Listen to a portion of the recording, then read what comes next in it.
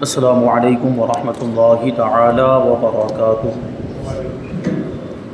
نحمده ونصلی ونسلم علی رسولہ الکریم، اما بعد فاعوذ باللہ من الشیطان الرجیم، بسم اللہ الرحمن الرحیم۔ ان اللہ وملائکتہ یصلون علی النبی یا ایہا الذین آمنوا صلوا علیہ وسلموا تسلیما۔ اللهم صل على سيدنا ومولانا محمد معدن الجود والكرم وآله الكرام وابنه الكريم وبارك وسلم صلاة وسلاما عليك يا رسول الله صلی اللہ تعالی علیہ وسلم۔ سورہ بقرہ آیت نمبر 32 کی تفسیر ہے۔ اللہ تبارک و تعالی ارشاد فرماتا ہے، قالوا سبحانك لا علم لنا الا ما علمتنا انك انت العلیم الحکیم۔ بولے یعنی فرشتے بولے کہ پاکی ہے تجھے، ہمیں کچھ علم نہیں مگر جتنا تو نے ہمیں سکھایا، بے شک تو ہی علم و حکمت والا ہے۔ یہ فرشتوں کی گفتگو اور فرشتوں کی بات کا یہاں پر ذکر ہے۔ آپ نے اس سے پہلے والے درس میں سماعت کیا کہ اللہ تبارک و تعالیٰ نے حضرت آدم علیہ السلام کو ساری چیزوں کا علم عطا فرمایا، پھر ان ساری چیزوں کو فرشتوں کے سامنے پیش کیا اور فرشتوں سے ارشاد فرمایا کہ ان چیزوں کے نام بتاؤ اگر تم اپنے دعوے میں سچے ہو۔ تو اس کے بعد فرشتوں نے اپنی عاجزی کا اعتراف کیا، اسی کا ذکر اس آیت کریمہ میں ہے۔ اور اس آیت کریمہ کی تفسیر کا خلاصہ یہ ہے کہ جب فرشتوں کو حکم ہوا کہ تم ان چیزوں کے نام بتاؤ تو وہ سمجھ گئے کہ اس سے ہمارا امتحان مقصود نہیں، کیونکہ امتحان تو بتائی ہوئی چیز کا لیا جاتا ہے۔ امتحان اور ایگزام جو ہوتا ہے، پہلے کوئی چیز سکھائی جاتی ہے، پہلے کوئی چیز بتائی جاتی ہے، اس کا امتحان لیا جاتا ہے۔ یہاں تو ان چیزوں کے ناموں کا علم فرشتوں کو عطا فرمایا گیا ہی نہیں تھا۔ حضرت آدم علیہ السلام کو تو ساری چیزوں کا نام، ساری چیزوں کے نام اور ساری چیزوں کی تفصیلات کا علم عطا فرمایا، لیکن فرشتوں کو ساری چیزوں کا علم نہیں تھا۔ جب اللہ تبارک و تعالیٰ نے فرشتوں سے ارشاد فرمایا، فرشتوں کو حکم دیا کہ ان چیزوں کے نام بتاؤ، تو فرشتے سمجھ گئے کہ یہ ہمارا امتحان نہیں لیا جا رہا ہے۔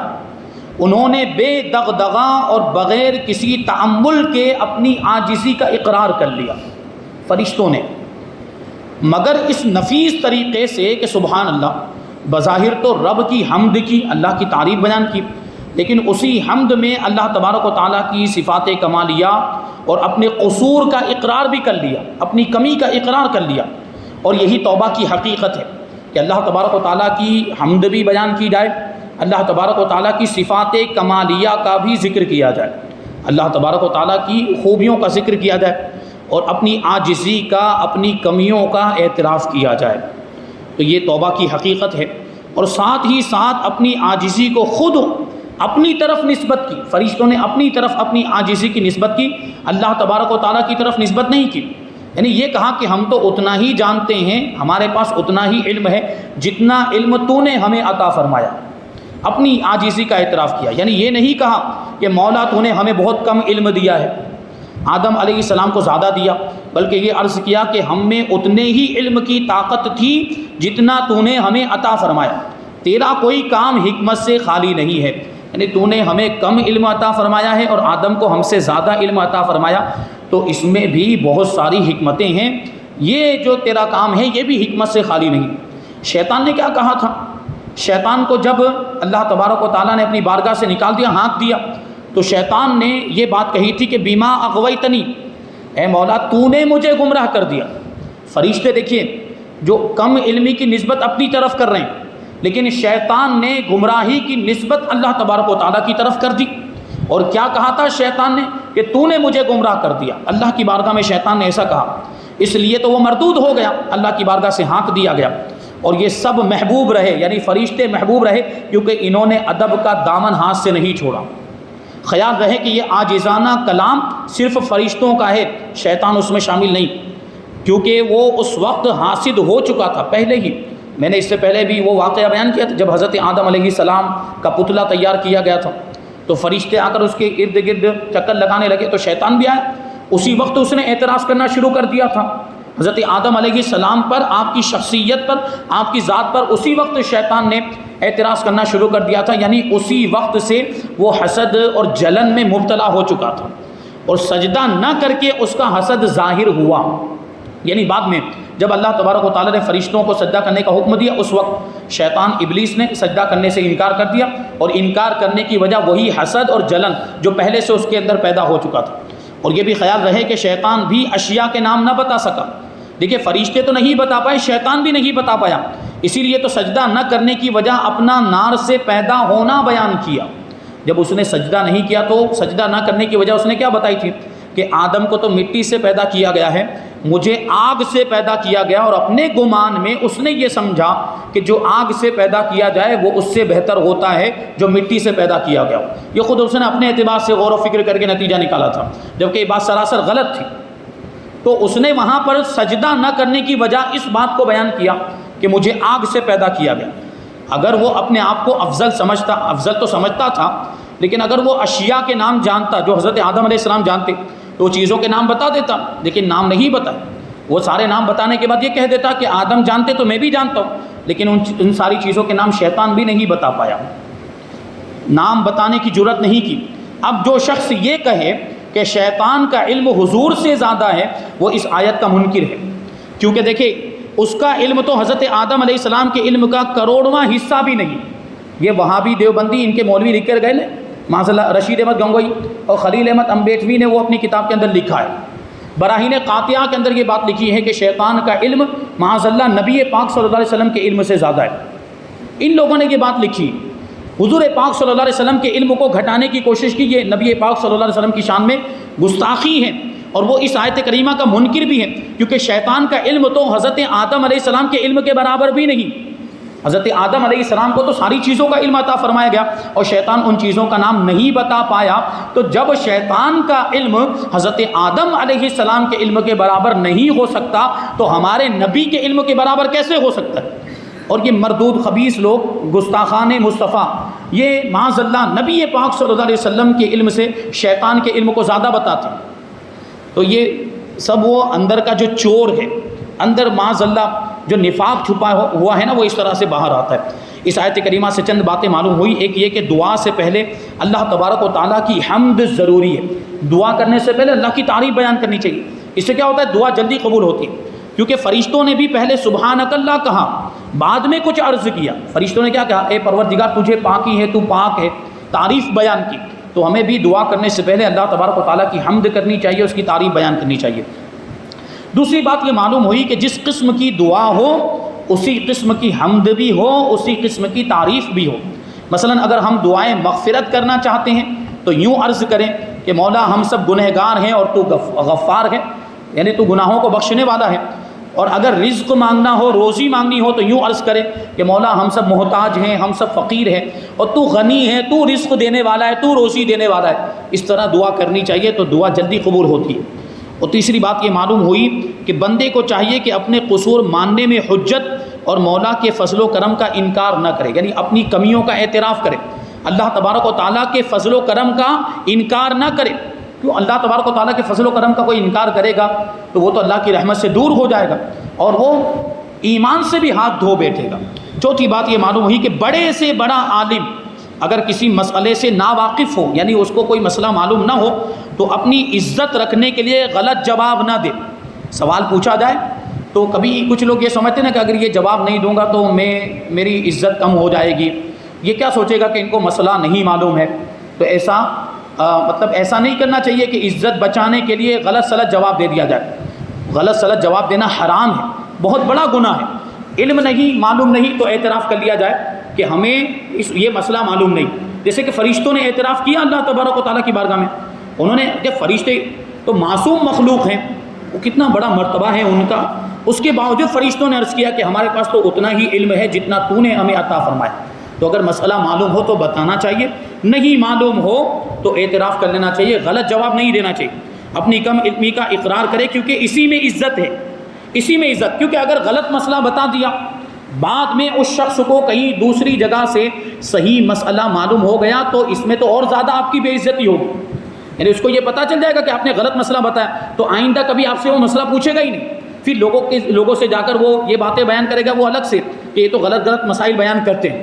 یہ بات ہوگی کہ نہیں؟ تو معلوم ہو تو بیان کرنا چاہیے، نہیں معلوم ہو تو نہیں بیان کرنا چاہیے۔ ایک حکایت بیان کرتے ہیں کہ ایک عالم سے برسر ممبر کوئی مسئلہ پوچھا گیا، وہ ممبر پر تھے، خطبہ ارشاد فرما رہے تھے، تقریر کر رہے تھے، اسی درمیان عالم صاحب سے کسی نے ایک مسئلہ پوچھا، تو انہوں نے فرمایا کہ مجھے اس کی خبر نہیں، یعنی مجھے یہ مسئلہ معلوم نہیں ہے۔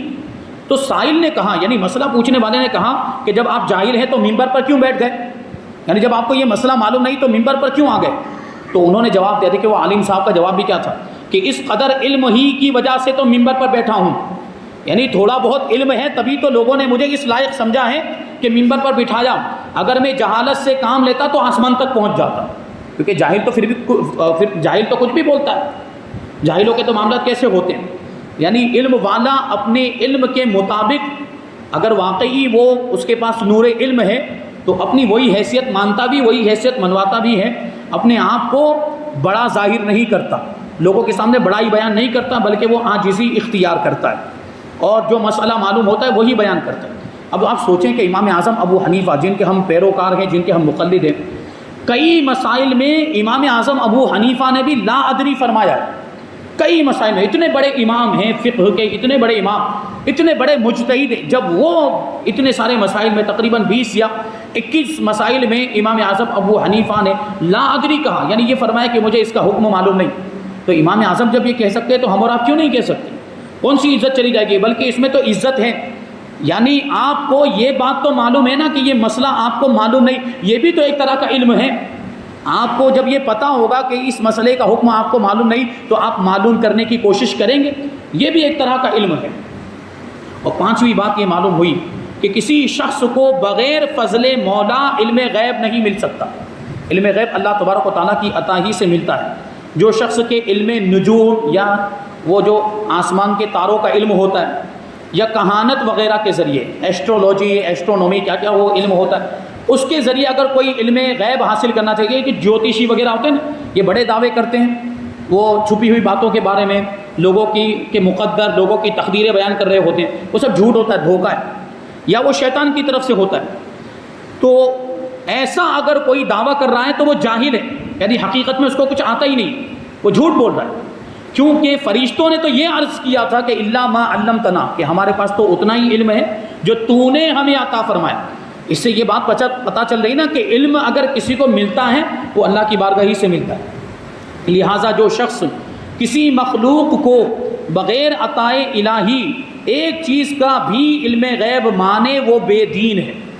علم غیب ملتا ہے، نبیوں کو بھی ملتا ہے، انبیاء کرام کو بھی ملتا ہے، اللہ کی بارگاہ سے ملتا ہے، یہی عقیدہ ہونا چاہیے۔ بلکہ حق یہ ہے کہ کوئی بھی علم ہو اللہ تبارک و تعالیٰ کے فضل کے بغیر نہیں مل سکتا۔ کتابیں پڑھنا، وعظ اور تقریریں بیان سننا، علماء کرام کی صحبت میں اٹھنا بیٹھنا، یہ سب تو اسباب، ذریعے، وسائل ہیں۔ اصل چیز مسبب الاسباب کے قبضے میں، یعنی یہ سب واسطے، وسیلے، ذریعے ہیں، اور حقیقت میں مسبب الاسباب تو اللہ تبارک و تعالیٰ ہے۔ ساری چیزوں کا عطا فرمانے والا تو پروردگار ہے۔ یہ دنیا کی چیزیں تو اسباب بنتی، ذریعہ وسیلہ بنتی۔ اور چھٹی چیز یہ معلوم ہوئی کہ حکمت کو بھی علم کے معنی میں بولا جاتا ہے، اور کبھی دوسرے معنی میں بھی بولا جاتا ہے، لیکن یہاں دوسرے معنی میں استعمال ہوا، علم کے معنی میں استعمال نہیں ہوا، کیونکہ علیم پہلے آ چکا ہے، علیم آ چکا ہے، تو علم والا ہے، حکمت والا ہے، تو اس سے پتہ چلا کہ یہاں حکمت سے کوئی اور معنی مراد ہے، اور وہی معنی یہاں جو اسی معنی میں یہ لفظ استعمال ہوا۔ آنے والی آیت کریمہ یعنی آیت نمبر 33 میں اللہ تبارک و تعالیٰ ارشاد فرماتا ہے، قال یا آدم انبئهم باسمائهم فلما انبأهم باسمائهم قال الم اقل لكم انی اعلم غیب السماوات والارض واعلم ما تبدون وما کنتم تکتمون۔ فرمایا کہ اے آدم تم بتا دو انہیں ساری چیزوں کے نام۔ جب اس نے انہیں سب نام بتا دیے، یعنی حضرت آدم علیہ السلام نے فرشتوں کو ساری چیزوں کے نام بتا دیے، تو فرمایا میں نہ کہتا تھا کہ میں وہ جانتا ہوں، میں آسمان و زمین کی سب چھپی ہوئی چیزوں کو جانتا ہوں، اور میں جانتا ہوں جو کچھ تم ظاہر کرتے اور جو کچھ تم چھپاتے ہو۔ حضرت آدم علیہ السلام کو علم عطا فرمایا، پھر حضرت آدم علیہ وہ فرشتوں کے سامنے ان ساری چیزوں کو پیش کیا، اور فرشتوں کو حکم دیا کہ ان ساری چیزوں کا نام بتاؤ، تو فرشتوں نے اپنی عاجزی کا اقرار کیا، اعتراف کیا۔ پھر اللہ تبارک و تعالیٰ نے حضرت آدم علیہ السلام کو حکم دیا کہ ان ساری چیزوں کے نام آپ فرشتوں کو بتا دیں۔ اب حضرت آدم علیہ السلام کو تو ساری چیزوں کا علم مل ہی چکا تھا، تو حضرت آدم علیہ السلام نے ساری چیزوں کے نام فرشتوں کو بتا دیے۔ اب کیا ہوا؟ اس پر اللہ تبارک و تعالیٰ نے ارشاد فرمایا کہ کیا میں نہ کہتا تھا کہ میں آسمان و زمین کی چھپی ہوئی چیزوں کو جانتا ہوں، اور جو تم چھپاتے ہو وہ بھی میں جانتا ہوں، تم جو ظاہر کرتے ہو وہ بھی میں جانتا ہوں۔ فرشتوں نے اللہ تبارک و تعالیٰ کی بارگاہ میں یہ عرض کیا تھا کہ تو ایسے کو خلیفہ بنائے گا جو زمین میں فساد پھیلائے گا، خون ریزیاں کرے گا، لیکن آپس میں ان لوگوں نے گفتگو کی تھی کہ اللہ تبارک و تعالیٰ ہمیں ہی خلیفہ بنائے گا، ہم سے بہتر کوئی مخلوق پیدا نہیں فرمائے گا۔ یہ بات انہوں نے پوشیدگی میں کی تھی، لیکن اللہ تبارک و تعالیٰ سے تو کوئی چیز چھپی ہوئی نہیں ہے۔ اللہ تبارک و تعالیٰ تو ہر چیز کو جانتا ہے، چاہے وہ پوشیدہ ہو، چھپی ہوئی ہو یا ظاہر ہو، وہ ہمارے اعتبار سے ہوگی چھپی ہوئی، پوشیدہ ہوگی وہ مخلوقات کے اعتبار سے ہوگی۔ اللہ تبارک و تعالیٰ کے لیے تو کوئی بھی چیز پوشیدہ نہیں، اس کے لیے کوئی بھی چیز رکاوٹ نہیں بنتی، کوئی بھی چیز پردہ اور حجاب نہیں بنتی۔ تو یہ اس آیت کریمہ کا مطلب ہوا۔ اب اس آیت کریمہ کی تفسیر کا خلاصہ ملاحظہ فرمائیں کہ جب فرشتوں نے اپنی معذوری اور کم علمی کا اقرار کر لیا اور بارگاہ الہی میں اپنی عرض معروض کی معذرت کی، یعنی جو بات انہوں نے اللہ تبارک و تعالیٰ کی بارگاہ میں عرض کی تھی کہ ایسے کو خلیفہ بنائے گا جو زمین میں خون ریزیاں کرے گا اور فساد مچائے گا، فساد برپا کرے گا، جب فرشتوں کو پتہ چل گیا کہ حضرت آدم علیہ السلام کو خلیفہ کیوں بنایا جا رہا ہے تو انہوں نے معذرت پیش کی، اللہ تبارک و تعالیٰ کی بارگاہ میں معافی مانگی کہ ہمیں وہ بات نہیں کہنی چاہیے تھی۔ تب اللہ تبارک و تعالیٰ نے حضرت آدم علیہ السلام کو حکم دیا کہ آپ ان کو ساری چیزوں کے نام بتا دیں۔ حضرت آدم علیہ السلام نے حکم پاتے ہی آنن فانن، بغیر کسی غور و فکر کے، بغیر کسی تعمل کے سب کچھ ان کو بتا دیا، کیونکہ علم تو عطا ہو چکا تھا۔ تو حضرت آدم علیہ السلام نے ساری چیزوں کے نام اور ساری چیزوں کی تفصیلات حضرت آدم وہ فرشتوں کو بتا دی۔ حضرت آدم علیہ السلام نے جب اس واقعے سے فرشتوں کو اپنی عاجزی اور آدم علیہ السلام کے کمال علمی کا ثبوت ہو گیا، تب اللہ تبارک و تعالیٰ نے ان کو متنبع کرنے کے لیے فرمایا، یعنی آگاہ کرنے کے لیے فرمایا کہ تم اپنے دل میں کیا سمجھتے تھے اور ظاہر کیا کیا تھا۔ میں ہر چیز کی حکمت اور مصلحت، بلکہ زمین و آسمان کی پوشیدہ باتیں، تمہارے ظاہری اور باطنی حالات سب کچھ جانتا ہوں۔ لہٰذا اس آیت میں انی اعلم ما لا تعلمون کی شرح ہو گئی، اور یہ تمہارا تعجب کرنا بیجا تھا، یعنی حضرت آدم علیہ السلام کو خلیفہ بنائے جانے پر فرشتوں کا تعجب کرنا بیجا تھا، بے فائدہ تھا۔ جو کچھ کرتے ہیں، یعنی ہم جو کچھ کرتے ہیں، اللہ تبارک و تعالیٰ فرماتا ہے کہ ہم جو کچھ بھی کرتے ہیں اس میں ہزاروں حکمتیں ہوتی، پروردگار کا کام، کوئی بھی کام حکمت سے خالی نہیں ہوتا، اس کے کاموں میں راز ہوتے ہیں، وہ ہمیں پتہ چلے کہ نہ پتہ چلے۔ ہماری عقلیں بھی محدود ہیں، ہمارا ذہن بھی محدود ہے، ہمارے اندر جو سوجھ بوجھ اور سمجھ اور دانائی کی قوت ہے یہ بھی محدود ہے، لمیٹڈ ہے۔ تو کبھی کسی کام کی حکمت ہمیں سمجھ میں آتی، کبھی سمجھ میں نہیں آتی، تو اس میں ہماری عقل کا قصور ہے، ورنہ اللہ تبارک و تعالیٰ کا کوئی بھی کام حکمت سے خالی نہیں ہوتا۔ اگر اللہ تبارک و تعالیٰ نے مکھی کو پیدا کیا ہے، یہ تھا نا کسی نے اعتراض کیا تھا کہ یہ مکھی کا کیا کام ہے، مکھی کو کیوں پیدا کیا گیا؟ یہ مکھی تو بس یہاں چہرے پر بیٹھتی ہے، کبھی جسم کے دوسرے اعضاء پر بیٹھتی، کبھی گندگی پر بیٹھتی ہے، اس کا تو کچھ دوسرا کام نظر ہی نہیں آتا، اس کا تو کوئی فائدہ نظر ہی نہیں آتا، کیوں پیدا کیا؟ تو یہ بھی اعتراض نہیں کرنا چاہیے۔ اللہ تبارک و تعالیٰ نے جو مخلوقات کو پیدا کیا تو ہر مخلوق کے پیدا کرنے میں بھی کوئی نہ کوئی حکمت ہے، تو یہ بات جو ہے ذہن میں رکھیں۔ اس آیت کریمہ سے چند باتیں معلوم ہوئی، اس کو بیان کرتے ہیں۔ پہلی بات یہ کہ علم عبادت سے افضل ہے، علم عبادت سے افضل، یہ پہلے بھی آ چکا ہے، کیونکہ علم نہیں ہے تو عبادت درست نہیں ہو پائے گی۔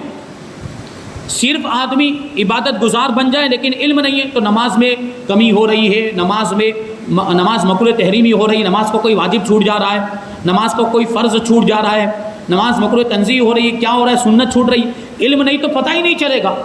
تو علم کی وجہ سے نماز درست ہوتی ہے، عبادتیں درست ہوتی ہیں، تو علم عبادت سے افضل ہوا، اور عالم عابد سے بہتر ہوتا ہے، جو میں نے ایک واقعہ بھی اس سے پہلے سنایا تھا۔ اور دوسری بات یہ معلوم ہوئی کہ تعلیم کو حق کی طرف نسبت کر سکتے ہیں، یعنی یہ کہہ سکتے ہیں کہ اللہ تبارک و تعالیٰ نے سکھایا، اللہ تبارک و تعالیٰ نے علم عطا فرمایا، لیکن اللہ تبارک و تعالیٰ کو معلم اور استاذ کہنا جائز نہیں۔ تعلیم کی نسبت اللہ تبارک و تعالیٰ کی طرف کر سکتے ہیں، اللہ نے علم عطا فرمایا، اللہ نے سکھایا، یہ کہہ سکتے ہیں، لیکن اللہ کو معلم اور استاذ نہیں کہہ سکتے، کیونکہ معلم اور استاذ پیشہ ور تعلیم دینے والے کو کہتے ہیں، جس نے علم سکھانے کو، تعلیم دینے کو اپنا پیشہ بنایا ہو، اپنا پروفیشن بنایا، جو اس کی تنخواہ لیتا ہو، اس کو استاد کہا جاتا ہے۔ عام طور پر آپ دیکھتے ہوں گے ٹیچر، استاد، مدرسے میں بھی جو ٹیچر پڑھاتے ہیں اور استاد جو پڑھاتے ہیں وہ تنخواہ لیتے کہ نہیں لیتے؟ اور اسکول وغیرہ میں بھی جو ٹیچر پڑھاتے ہیں وہ اس کی تنخواہ لیتے ہیں، سیلری لیتے ہیں۔ تو یہ تو دنیا داری کا معاملہ ہو گیا۔ اللہ تبارک و تعالیٰ کو تو سیلری کی کوئی حاجت نہیں، تنخواہ کی کوئی حاجت نہیں، وہ تو بے نیاز ہے۔ تو اس لیے اللہ تبارک و تعالیٰ کو استاذ اور معلم کہنے کی اجازت نہیں ہے۔ تیسری بات یہ معلوم ہوئی کہ لغتیں اور زبانیں اللہ تبارک و تعالیٰ کی طرف سے ہیں، ساری زبانیں اللہ تبارک و تعالیٰ کی طرف سے ہیں، کیونکہ انسانوں کی پیدائش سے پہلے اللہ تبارک و تعالیٰ نے ساری زبانیں آدم علیہ السلام کو سکھائیں۔ تو یہ سکھائی کس نے؟ اللہ تبارک و تعالیٰ نے ساری زبانوں کا علم، یعنی اس وقت حضرت آدم علیہ السلام تو ابھی پیدا ہوئے ہیں، حضرت آدم علیہ السلام کون سی زبان بولیں گے اور آپ کی اولاد کون سی زبان بولے گی؟ قیامت تک کتنی زبانیں بولی جائیں گی، ساری زبانوں کا علم اللہ تبارک و تعالیٰ نے حضرت آدم علیہ السلام کو عطا فرما دیا۔ اس سے یہ بات بھی ثابت ہوئی کہ ساری زبانیں بھی اللہ تبارک و تعالیٰ کی طرف سے ہیں، کہ جو اتنی مختلف زبانیں ہیں دنیا میں بولی جاتی، یہ بھی اللہ تبارک و تعالیٰ کی طرف سے ہیں، کیونکہ حضرت آدم علیہ السلام کو وہ زبانیں کس نے سکھائی؟ اللہ تبارک و تعالیٰ نے ہی سکھائی۔ چوتھی بات یہ معلوم ہوئی کہ فرشتوں کے کمالات اور علم میں زیادتی ہوتی ہے، یعنی ان کے کمالات، ان کی خوبیاں بھی بڑھتی ہیں، ان کا علم بھی بڑھتا ہے، کیونکہ آدم علیہ السلام کے ذریعے سے فرشتوں کا علم بھی بڑھا اور ان کے کمالات بھی ظاہر ہوئے۔ اگر آدم علیہ السلام پیدا نہ ہوتے تو فرشتوں کے وہ درجات کیوں کر ہوتے جو اب ان کو حاصل ہوئے؟ یعنی حضرت آدم علیہ السلام کے مقام و مرتبے کا اعتراف کرنے کی وجہ سے فرشتوں کو جو مقام و مرتبہ ملا، ان کے مقام و مرتبے میں جو اضافہ ہوا حضرت آدم علیہ السلام کی وجہ سے، اور ان کے علم میں بھی اضافہ ہوا۔ فرشتوں کے علم میں کیسے اضافہ ہوا؟ کہ وہ ساری چیزوں کے نام حضرت آدم علیہ السلام نے ان کو بتائے، تو فرشتوں کو پتہ چلے کہ نہیں پتہ چلے، تو ان کے علم میں اضافہ ہوا۔ وہ کس کے ذریعے سے ہوا؟ حضرت آدم علیہ السلام کے ذریعے سے ہوا۔ تو فرشتوں کے علم میں اضافہ بھی ہوتا ہے، ان کے مقام و مرتبے اور درجات میں بھی اضافہ ہوتا ہے۔ ابھی اور باتیں اس آیت کریمہ کی تفسیر میں باقی ہیں، تو ان کو اور آنے والی آیت کریمہ کی تفسیر انشاءاللہ تبارک و تعالی ہم آئندہ درس میں شامل کریں گے۔ آنے والی آیت کریمہ میں آپ یاد رکھیں کہ وہ سجدے کا ذکر ہے۔ اللہ تبارک و تعالیٰ نے فرشتوں کو جو حکم دیا تھا کہ آدم کو سجدہ کریں، تو وہ سجدہ کون سا تھا؟ وہ عبادت والا سجدہ تو ہو ہی نہیں سکتا، کیونکہ حضرت آدم علیہ السلام معبود تھوڑی۔ حضرت آدم علیہ السلام کو جو سجدہ کرنے کا حکم دیا گیا تھا تو وہ سجدہ کون سا تھا، اور ہماری شریعت میں اس سجدے کی کیا حیثیت ہے، اور ابلیس نے سجدہ کرنے سے انکار کیا تھا، تو وہ واقعہ انشاءاللہ تبارک و تعالیٰ تفصیل کے ساتھ ہم آئندہ درس میں شامل کریں گے۔ اللہ تبارک و تعالیٰ کی بارگاہ میں دعا ہے کہ جو کچھ بھی بیان ہوا اس پر ہم سب کو عمل کرنے کی توفیق عطا فرمائے، اور نور قرآن سے ہم سب کے دلوں کو روشن اور منور فرمائے۔ وما علینا الا البلاغ۔ الفاتحہ۔